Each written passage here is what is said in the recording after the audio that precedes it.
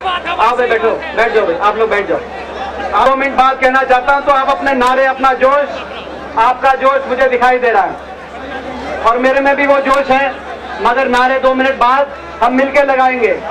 और यही तो किलकी है, यही तो सारी किलकी है जिसकी वजह से जिससे डरे डरे हटते हैं सारे जो है, यही किलकी है हमारी। और तुम चिंता ना करो, ये किलकी इसके ना हरियाणा में, पूरे हरियाणा में किलकी चलेगी, मगर 2 मिनट के लिए जो है अपना जोश हम संभालेंगे। आज सबसे पहले मुझे आज आपके बीच में तकरीबन 3-4 महीने के फासले के बाद आपके बीच में आने का मुझे मौका मिला है। बहुत मुश्किल के ये 3-4 महीने मेरे लिए निकले। स्वास्थ्य के तौर पे जब किसी को कोई चोट लगती है, कोई हारी बीमारी आती है, तो एक मुश्किल का समय होता है और एक मुश्किल की परिस्थितियों से इन 3-4 महीने में मैं भी निकला हूं। मैं आज काफी सुधार हुआ है, ये नहीं कह सकता कि मैं पूरा ठीक हो गया, मगर काफी सुधार हुआ है और आने वाले समय में मैं समझता हूं कि पूरी तरीके से मैं ठीक भी हो जाऊंगा। जब मैं नामांकन पत्र भरने आया था उस समय भी मेरे मन में दुविधा थी, क्योंकि मुझे पूरा विश्वास, पूरा भरोसा अपनी स्वास्थ्य को लेकर नहीं था। और इन 3-4 महीने में दिन और रात मैं सोचता रहा आपके बारे में। मैं उस दिन भी मैंने एक बात की थी कि बिस्तर पे जब मैं लेटा हुआ था तो छत पे भी आप नजर आते थे। और समय निकला एक एक दिन करके। कई बार मैं डॉक्टरों को कहता था वैसे में काफी सुधार है। कई बार मुझे आश्चर्य भी होता था, अलग अलग तरीके की बात सुनाई दी जाती थी। कुछ लोग अलग अलग तरीके के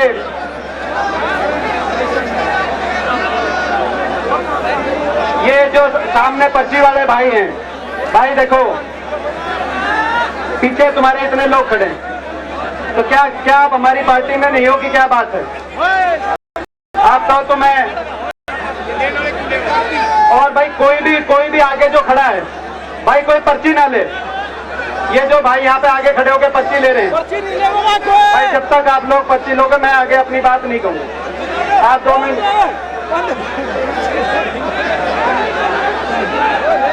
ऐसे पर्ची मत दो, पीछे लोग हैं भाई। आप भाई कोई पर्ची आगे वाले जो भाई हैं बैठ जाएं, आराम से बैठ जाओ। भाई सुरेश बैठो, आप क्या कर रहे हो? आप बैठो, पर्ची देने का काम मत करो आप।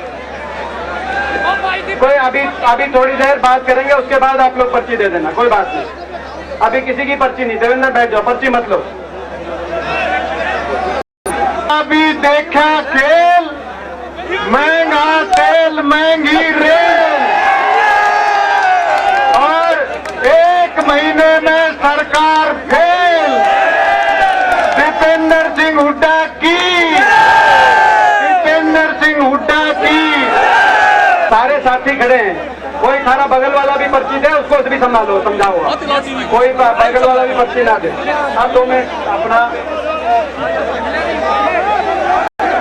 और नारे लगाओ। क्यों आप, मैं जब तक आप लोग नहीं चुप होगे, मैं भाई सबसे पहले आपकी इजाजत हो तो मैं बोलूं। पीछे देखो कितने लोग खड़े हैं, आप लोग वही 40 आदमी जो हैं। इजाजत है? इजाजत है भाई? मैं बोलूं, अपनी बात कह दूं? ठीक है।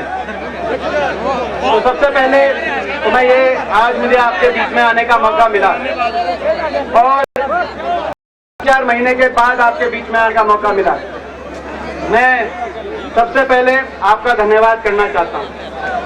मुझे पता है धन्यवाद कार्यकर्ता सम्मेलन हुआ था जिसमें मुख्यमंत्री जी आए थे, उन्होंने धन्यवाद आपका किया,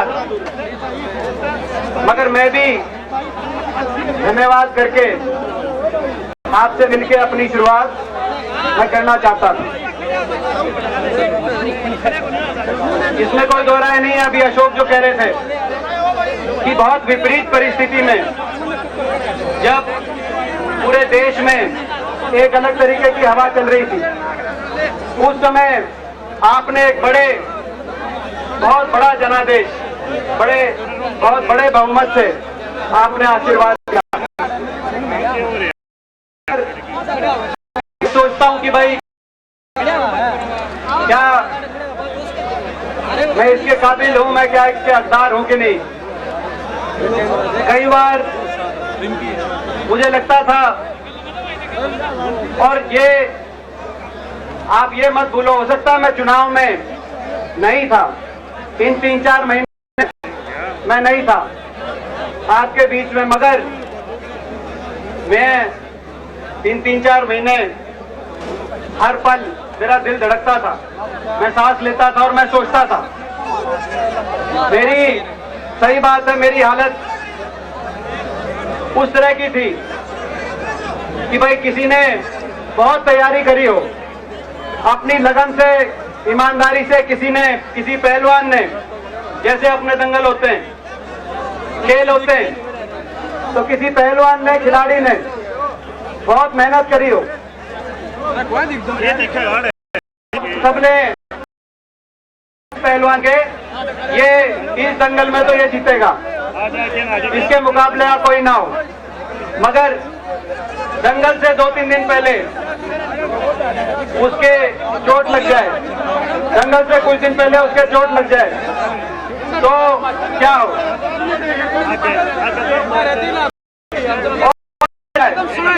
ये बात मैं इसीलिए कह रहा हूँ, आज मैं ये बात इसीलिए कह रहा हूँ, बड़े बड़े दंगल होते हैं, बड़े बड़े पहलवानों के चोट भी लगती है, मगर दंगल नहीं डटते, लोग नहीं डटते। दंगल में कोच लोग दूसरे पहलवान को उतार देते हैं और वो पहलवान जीत जाते हैं, आगे बढ़ जाते हैं। और जिस पहलवान ने मेहनत कर रखी थी, जिसको लोग कहते थे कि भाई इसके मुकाबले कोई नहीं है, जिसको लोग कहते थे कि भाई इसने बहुत ईमानदारी से, मेहनत से अपनी तैयारी कर रखी थी इस दंगल के लिए, उसको भूल जाते हैं। मगर वो अपने घर पे चोट लेके बैठता है, उसका दिल धड़कता है, वो रोता है, उसके दिल से आंसू बहते हैं। मगर यहाँ नहीं हुआ ऐसा। मैं अशोक तंवर जी को कहना चाहता हूँ, प्रदेश कांग्रेस के हमारे अध्यक्ष हैं, इस दंगल में नहीं हुआ ऐसा। दंगल सजा हुआ था, चोट लगी थी, बाकी पहलवान भी जो कभी दिखाई नहीं दिए, वो भी सिंगर के आगे थे, वो भी सिंगर के आगे थे।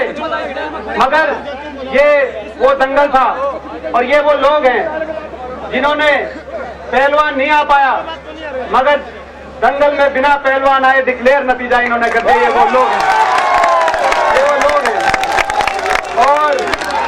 और मेरे दिल में क्या बनी है, मेरे दिल में इस बात का क्या एहसास है, मेरे दिल के अंदर, मतलब मैंने जुगर कहा कि भाई लोग भूल जाते हैं, कोच भी दूसरे पहलवान को आगे कर देते हैं, लोग भी दूसरे पहलवान को जिता देते हैं। सबने अपने को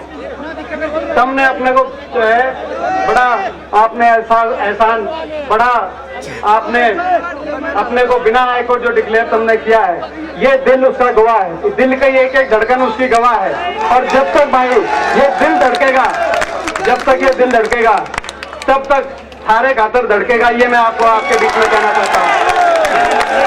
जब तक ये दिल धड़केगा, ये दिल थारे खातर धड़केगा। ये मैं आपको कहना चाहता हूँ। ये लोग वो हैं जिन्होंने इतना बड़ा इतिहास बनाया और ऐसे समय में बनाया में एक हवा चल रही थी। हरियाणा में भी 9 सीट उसी हवा में मोदी जी के नाम पे निकली, कुछ सीधा निकली, कुछ लोगों ने जबरदस्ती उनके नाम से अपनी सीट निकलवा ली, मगर पूरे देश में हवा चल रही थी। मैं समझता हूं अभी तीसरी बार की बात आ रही थी, सही बात है, राजनीति की भी बात मुझे आपके बीच में करनी चाहिए, क्योंकि राजनीति की बात करने का समय आया हुआ है। देश में एक हवा चली, देश में हवा चली और एक सरकार बनी, नई सरकार बनी, बड़े बहुमत के साथ वो सरकार देश में बनी। लोकसभा का एक सत्र भी हुआ है जिसमें सब सांसदों की शपथ हुई, मुझे भी जाने का मौका मिला। कांग्रेस पार्टी ने मुझे अपना व्हिप बनाया है, तो उस नाते मैंने भी उस सरकार का क्या एजेंडा है ये जानने की कोशिश की, और मैं कहना चाहता हूं हमारी शुभकामनाएं हैं उस सरकार के साथ, क्योंकि इतने बड़े बहुमत के साथ बनी है। अगर देश इसमें कुछ होता है, क्योंकि हम भी देश सर्वोपरि है, हमारे लिए भी देश सबसे ऊपर है, देश इसमें अगर कुछ भी होता है तो हमें खुशी है और हम साथ हैं और हमारी शुभकामनाएं। मगर एक महीने में जो देखा गया है संकेत ठीक नहीं। एक महीने में जिस तरह की बातें सामने आ रही है, क्या बात चली थी 5% और 10 दिन में ब्रेड का भाव बढ़ा 14%, माल भाड़े का भाव बढ़ा 6.5%, दूध का 5%, डीजल का हर महीने 50 पैसे भाव बढ़ने का काम किया, चीनी का 3 रुपए भाव बढ़ा और चावल का 13% चावल का भाव बढ़ा, और चावल का भाव नहीं बढ़ा। बीजेपी का पहला काम लगे महंगाई पे लगाम, चावल का भाव नहीं बढ़ा। धान का जो किसान को भाव था वो 1000 रुपए तोड़ने का काम किया गया, धान का भाव 1000 टूटा है। तो ये कैसी सरकार है? एक तरफ चावल महंगा, हम ये कहते थे, मैंने लोकसभा में बात की थी कि मुझे शक होता है हमारी शुभकामनाएं इस सरकार के साथ है, मगर ये जो पार्टी है इस पार्टी की नियत पर हमें शक होता है। ये बिचौलियों की पार्टी, बीच वालों की पार्टी है, जमाखोरों की पार्टी है, और हमें ये शक होता था कि भाई ये कहीं बीच वालों को फायदा पहुंचाने का काम तो नहीं करेगी, मगर अब समझ में आता है। एक तरफ चावल महंगा, भाई ग्राहक से लो, और दूसरी तरफ धान का भाव किसान को कम होके दो। ये संकेत ठीक नहीं है, मगर फिर भी अभी शुरुआत है, अभी भी अगर अच्छे काम होते हैं तो हमारी शुभकामनाएं हमारी। तो ये बीजेपी की हरियाणा के अंदर 7 सीट आई, इस नाम पे 7 सीट आई कि भाई बड़े बड़े नारे दिए गए। क्या नारे चले? नारा चला, किसी ने कहा अच्छे दिन आने वाले हैं, किसी ने कहा कि भाई नीचे भूपेंद्र ऊपर नरेंद्र, बेवकूफ बनाओ, किसी ने कहा हमने हर मुश्किल का हल निकाल लिया है, क्यों ना इस बार हम ये अफवाह चला दें, हमने हर मुश्किल का हल निकाल लिया है, क्यों ना हम ये अफवाह चला दें। अच्छे, चलो शुरुआत आपके आए हैं, 2 बार हरियाणा में आए, और वो उस पार्टी के आए हैं जिन्होंने जो समय देख के अपनी चाल बदलते हैं। मुझे बड़ा दुख हुआ, स्वर्गीय देवीलाल जी ने यहाँ से चुनाव लड़े थे, उस समय मैं भी बहुत छोटा था, उनको भूल गए, उनका नाम हटा दिया और मोदी जी के नाम पे कि भाई हमारा समर्थन मोदी जी को है, हम समर्थन दे रहे हैं और हमें वोट दो। बादल जी को बुला लिया, प्रकाश सिंह बादल जी आए, उन्होंने कहा कि असली गठबंधन लोकदल और बीजेपी का है, इनको वोट दो। मोदी जी के नाम की जो वोट है उस वोट से 2 सीट ले गए, 2 सीट तो ले गए, उसके बाद समर्थन देने का भी डिक्लेयर कर दिया, मगर इनका समर्थन वोट नहीं रहा कोई। ये एक अलग बात देखने को उनने का समर्थन हमारा, उनने का समर्थन नहीं लेंगे, बोला समर्थन लेके हम देके रहेंगे, बोला समर्थन हम कभी नहीं लेंगे। वहां पे जब जो है कभी मना कर दिया तो भाई उन्हें मिलने से भी जब मना कर दिया तो राष्ट्रपति भवन के ओटड़ों पे जाके अपना समर्थन बताया, समर्थन समर्थन का पत्र दे दिया, मगर जब राष्ट्रपति भवन ने राष्ट्रपति जी ने सारी पार्टियों का नाम लिया जिनका समर्थन लिया गया है, तो उसमें नाम नहीं पाया। क्या कारण है? दिल्ली के अंदर लोकसभा के सत्र में मैंने देखा एक पार्टी भाज रही थी, दूसरी पार्टी उसके पीछे भाज रही थी, समर्थन लो, नहीं लेंगे, वो आगे भाग रहे थे पीछे। ये वही पार्टी है जो अन्ना हजारे को भी समर्थन देने गए थे जंतर मंतर पे, अन्ना हजारे को भी देने गए थे, वहां भी समर्थन का पत्र लेके गए थे, 3-3, 4-4 बार गए थे। और जब जाते थे तो अन्ना हजारे एक बात कहते थे, अरे भाई साहब आपकी वजह से मैं यहाँ बैठा हूँ, आप जिसको खातर तो बैठा हूँ तू क्यों समर्थन ले रहा है? अन्ना हजारे के पास गए, अन्ना हजारे ने कहा समर्थन नहीं लेंगे। बीजेपी के पास भागे, बीजेपी ने कहा समर्थन नहीं लेंगे। भाई इसी क्या तुमने खाद की बीमारी हो रही है कि समर्थन लो?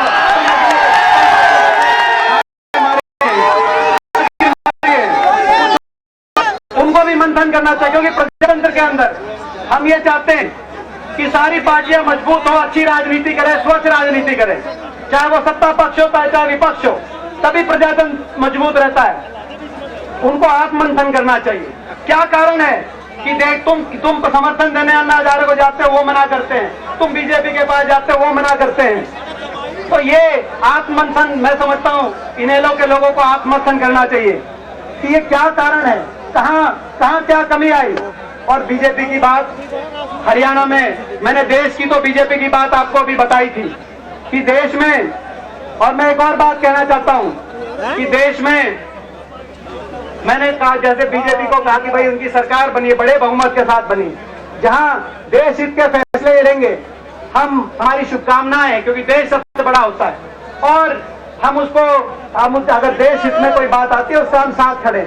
मगर अगर देश में गरीब आदमी और किसान के ऊपर आहत करने का काम ये पार्टी करती है, क्योंकि इस पार्टी की विचारधारा में गरीब की, किसान की कोई जगह नहीं, बिचौलियों की जगह हो सकती है, कॉर्पोरेट जगत की जगह हो सकती है, मगर गरीब और किसान की जगह नहीं है। इसीलिए जो 10 साल में रेल के किराए नहीं बढ़े वो इन्होंने केवल 10 दिन में बढ़ाए हैं। और एक और मेरी बात मैं आपको के बीच में कहना चाहता हूं, प्रेस के साथी मौजूद हैं, किराए बढ़े, उसके बाद महाराष्ट्र के सारे सांसद गए,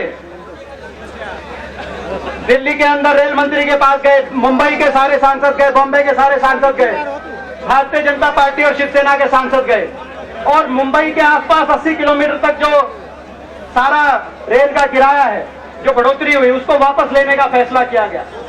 मुंबई के आसपास 80 किलोमीटर तक फैसला कर लिया वापस लेने का, और दिल्ली के आसपास 80 किलोमीटर तक उनका कोई जिक्र नहीं, भाई रोहतक का कोई जिक्र नहीं, सोनीपत का कोई जिक्र नहीं, गुड़गांव का, फरीदाबाद का। जब मुंबई के आसपास 80 किलोमीटर तक आपने किराए घटाने का फैसला ले लिया, तो दिल्ली के आसपास 80 किलोमीटर तक या एनसीआर के पूरे क्षेत्र के अंदर, एनसीआर में भिवानी जी पूरे क्षेत्र में रेल के किराए घटाने का फैसला क्यों नहीं लिया? और चलो आपने नहीं लिया, मगर क्या भाई कौन कौन सांसद हैं पता करो। वहां के सारे बीजेपी के सांसद पहुंच गए इनके किराया कम कराने, और हरियाणा के जो सांसद जीते हुए हैं, कोई सोनीपत से, कोई गुड़गांव से, कोई फरीदाबाद से, वो क्यों नहीं पहुंचे वो सांसद कम कराने के? और मैं इन सांसदों को कहना चाहता हूं, अरे सुन लो, अरे जो है सोनीपत के सांसद सुन लो, अरे भाई अपना गुड़गांव के सांसद सुन लो, फरीदाबाद के सांसद सुन लो, तुम पहुंच जाओ और इस रेल किराए को कम करा दो। मैं तुम्हें टाइम देना चाहता हूं, अगर तुम नहीं कम कराओगे तो दीपेंद्र एक सारी सरकार से क्या कारण है? तो ये मैं समझता हूं कि बीजेपी की देश में जो शुरुआत हुई है उसके संकेत ठीक नहीं, गरीब पे बोझ डालने का काम हो रहा है, किसान का भाव घटाने का काम हो रहा है, ये शुरुआत ठीक नहीं। और इस बात के लिए हम विपक्ष की भूमिका निभाएंगे। वहां पे कांग्रेस पार्टी ने मेरे को विप बनाने का काम किया है, संख्या कम हो सकती है मगर हम एक ही वहां का भी, हमें मेरे को जरूरत नहीं वहां पे। पार्लियामेंट में क्या चाहता हूँ, आज जो है रेल बजट आएगा 6 तारीख को, प्रेस के साथ ही अपना सुन ले, अगर 6 तारीख तक अगर ये रेल के किराए नहीं घटाए गए मुंबई की तरह दिल्ली के आसपास, तो पार्लियामेंट दीपेंद्र नहीं चलने देगा।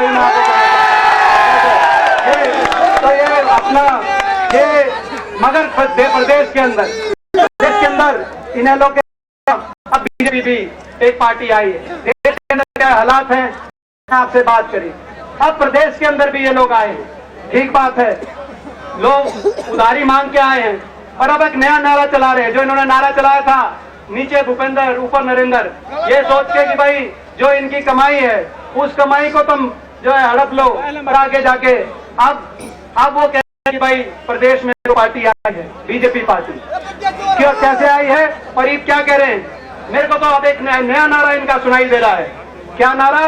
भाई पहले तो 5 उधारे लिए थे, पहले तो 5 उधारे लेते ही कहने 50 उधारे लेंगे। इनके पास तो कैंडिडेट तो है नहीं, कैंडिडेट तो है नहीं।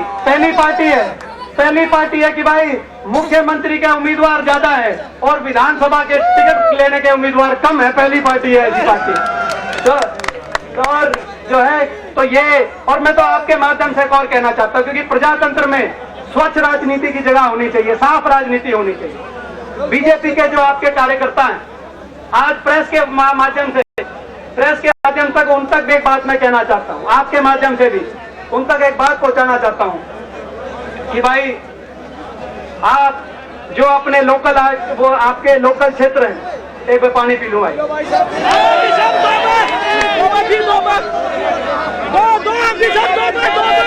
बीजेपी वालों से कहना चाहता हूं, उनके कार्यकर्ता, आपको मैं एक आगाह करना चाहता हूं, एक वार्निंग देना चाहता हूं बीजेपी के जो कार्यकर्ता, क्योंकि आपसे भी मेरी सिंपैथी है, आपके प्रति मेरी सहानुभूति है कि जो आप अपने लोकल लेवल के जो लोग हैं जिनके खिलाफ आप नारे लगा रहे हैं, आप उनके खिलाफ नारे ना लाओ, क्योंकि कल को आपके उनके जिंदाबाद के नारे लगाने पे आपकी पार्टी मजबूत होगी। बीजेपी की तो टिकट है नहीं बीजेपी में, ये बात तो पक्की है, उनके कार्यकर्ताओं की तो है नहीं। मगर इस तरह की राजनीति का चलन इन्होंने हरियाणा में करने की कोशिश करी, लोग जानते हैं।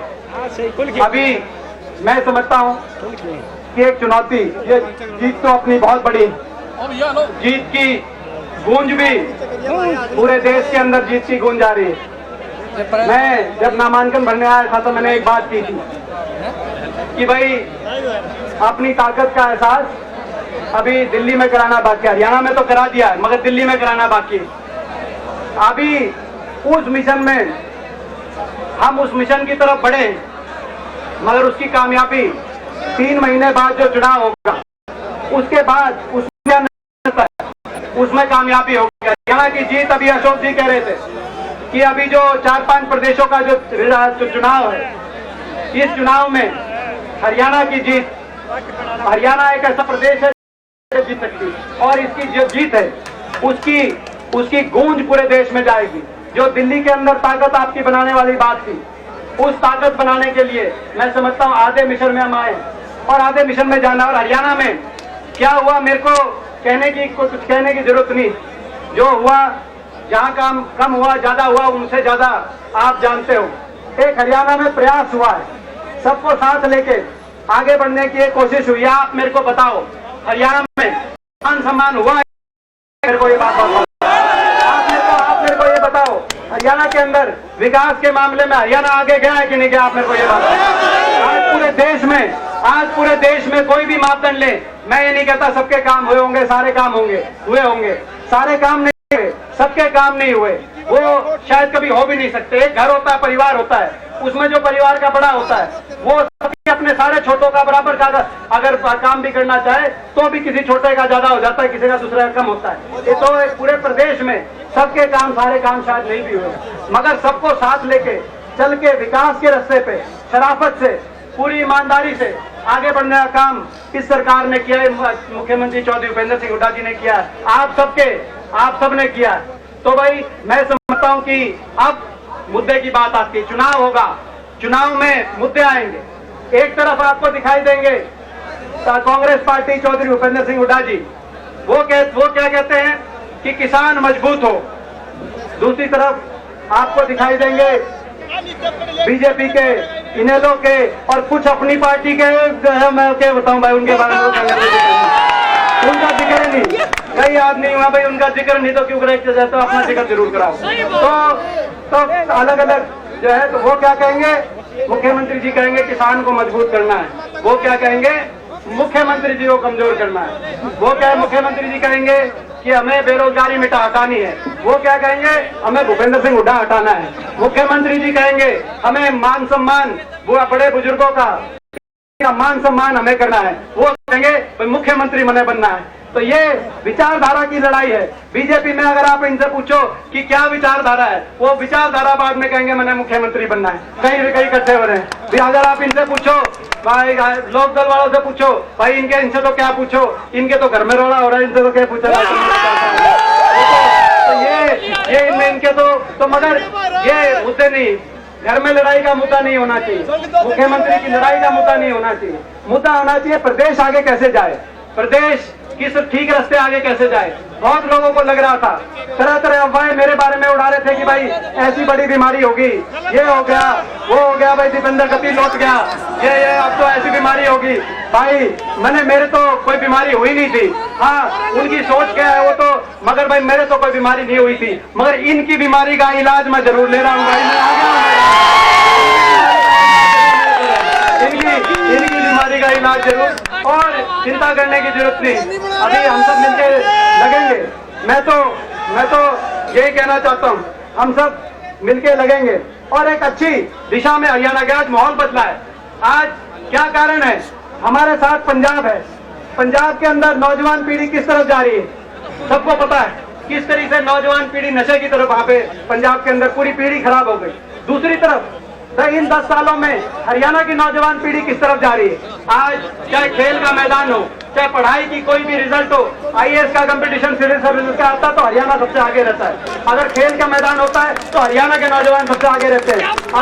अगर NDA का IMA का देहरादून के अंदर अगर फौज के अंदर पासिंग आउट परेड होती है तो उसमें हरियाणा के सारे नौजवान दिखाई देते हैं, कोई पंजाब का, बाकी प्रदेशों का नहीं। एक अच्छी दिशा में शुरुआत हुई है, हम बड़े हैं एक साथ, मगर अभी आगे बढ़ना है और हम सबको मिलकर बढ़ना है। मैं तो एक बात आपको कहना चाहता हूँ, आपने मेरी लड़ाई लड़ी और मैंने एक बात कही थी, मेरे दिल के अंदर आज भी वो एहसास है। मैं जब दंगल में नहीं था और कोई, मैं समझता हूँ दंगल ऐसा नहीं जो किसी पहलवान की बात देखता है, अगर पहलवान के चोट लग जाती है दूसरे पहलवान ने दंगल में उतार देते हैं, मगर तुम वो लोग हो जिसने पहलवान के बिना दंगल में उस पहलवान को जिताएगा काम तुम लोगों ने किया। और भाई ऐसे लोग, और मेरे को लोग कहते थे कि तूने अपना सब कुछ गवा दिया, अपनी देही भी तने तुड़वा ली, इतने तने तू मन से अपने काम करता है, मगर ये काम नहीं आएगा, लोग साथ नहीं खड़े होंगे। ये वो लोग हैं जो लोग साथ भी खड़े हुए,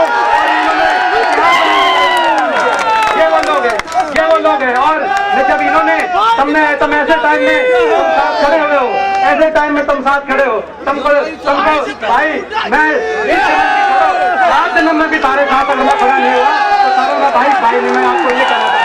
तो ये खैर, और पूरे प्रदेश में पूरे प्रदेश में निकलना है, क्योंकि पूरे आज तो कार्यकर्ता मीटिंग हमने रोहतक की रखी। आने वाले समय में अशोक जी, हम कार्यकर्ता मीटिंग चाहे सोनीपत की हो, चाहे झज्जर की हो, कई लोग कहते हैं, क्योंकि यूं कह देते हैं कि भाई तूने अपनी जो है, तू बीमार पड़ गया ना तो ठीक होता है, सोनीपत आ रही है, तो मैं अगली कार्यकर्ता मीटिंग सोनीपत में रखेंगे और बाकी जगह भी अपना शुरुआत करेंगे जितनी मेरी सेहत के अनुसार, जो कि ताकि ऐसा काम ना हो कि दोबारा से जो है सेहत में कोई प्रॉब्लम आ जाए, ऐसा काम ना हो, मगर सेहत अनुसार शुरुआत करेंगे पूरे हरियाणा में। और एक और मैं बात बता दूं, एक और बात बता रहा हूँ, ये सच बात है, इस बात में कोई, पूरे हरियाणा में सारे राजनीतिक आदमी वे डरते हैं, किससे डरते हैं? थार से डरते हैं, थार से डरते हैं। तुम देख लो, आप तुम देख लो भाई, बीजेपी के हो, कांग्रेस के हो, भाजपा के हो, आम आदमी के हो, और या कांग्रेस के ही दूसरे वाले हो, सबका बयान थारे खिलाफ आता है, वो किसी और के खिलाफ कोई नहीं बोलता, सबका बयान। ये न्यारा दंगल हो रहा है, इस दंगल में थारा पहलवान सबसे तगड़ा है और पौधा सौदा इकट्ठा हो रहा है, सारे घेर के। तो ये क्यों? क्योंकि ये जो तुम्हारे आपकी जो राजनीतिक सूझबूझ है, इस वजह से डरते हैं, इस राजनीति इस एकता से डरते हैं। इस एकता से डरते हैं। और ये मैं एक बात के लिए कहना चाहता हूँ, ये जो एकता है ये कितना है, देखो कितना ही डरे जाओ, कितना है भाई बोल लो हमारे खिलाफ, आपके चारों तरफ से, आपने भी अखबारों में देखा होगा, आपका चारों तरफ से आपके ऊपर प्रहार करने की कोशिश हो रही है, आपने भी अखबारों में देखा होगा। शराफत का जो आपकी शराफत है, आपकी मेहनत है, जो लोग कह रहे हैं वो क्यों नहीं मेहनत करते भाई, मगर आपकी शराफत और आपके मेहनत के ऊपर दो आदमी जो है प्रहार करने की कोशिश करते हैं पूरे हरियाणा के, तो वो आपने देखा होगा। मगर मैं एक चीज कह सकता हूँ, ये भाई ये सूझबूझ जो आपकी है, आपकी जो सूझबूझ है, एकता है भाई। मैं एक बात, तुमने जब मेरी जरूरत थी तुमने लड़ाई लड़ी, मैं हो सकता है घायल हूँ, मगर ईद थारे ऊपर जो ये प्रहार हो रहे हैं, ईद जो जब थारी जरूरत है, और भाई मैं थारी लड़ाई लड़ूंगा और शेर भर का लड़ाई लड़ूंगा मैं पूरे हरियाणा के अंदर, पूरा हरियाणा जो मैं दिल में ले रहा हूँ, जो मैं 4 महीने का एक एक घड़ी का दिल में ले रहा हूँ, जो मैं एकदम एक एक घड़ी मैं बता रहा हूँ, जिस दिन मैं जीता था मेरे को उस दिन मैं आपको बता नहीं सकता जो मेरे मन में मैं अपनी भावना ले रहा, मगर मैं आप सब और अपन सारे मिलके अगर और एक और बता दूं, ये चुकरते के सारा बौद्धा सौदा है, अपने को एक रहने की जरूरत है, हम एक रह रहे तो भाई हरियाणा प्रदेश में कोई दूसरा भाई नजदीक भी बढ़न नहीं देंगे, मैं आपको मैं ये मेहनत हमें सबको मिलके करनी है। ये अभी सुनील कह रहे हैं, तो कह रहे हैं कि भाई छुट्टी बोलनी है, भाई जो है मैं इस बात को ज्यादा नहीं कहूंगा, आप जानते हो, कह रहे भाई 100 कोट की और मगर चलो वो कोई बात नहीं, मगर हम सबको मिलके आप चलना है, आप सबको मैं एक बार फिर छुट्टी बोलनी है, वो तो तो सच्ची भावना आ रही है, तो आप सबको मैं बहुत आप सबका धन्यवाद करता हूँ। और जो अपना आज इन्होंने जो लड्डू बनवा रखे हैं, हलवा बता रहे हैं, तो भाई हलवा भी बढ़िया, सबने पता मैं हलवा जो है गाया करूँ, तो आपके साथ वहाँ पे हलवा, मगर थोड़ा सा धक्के से बचना। अभी मैं देखो धीरे धीरे लौटा हुआ कोई भी आदमी उठता है, तो आपने पता है कि भाई कोई भी अगर आपका भाई 4 महीने बाद उठाए, उसके पैसे भी थोड़ी दिक्कत जो है, तो थोड़ा सा ध्यान से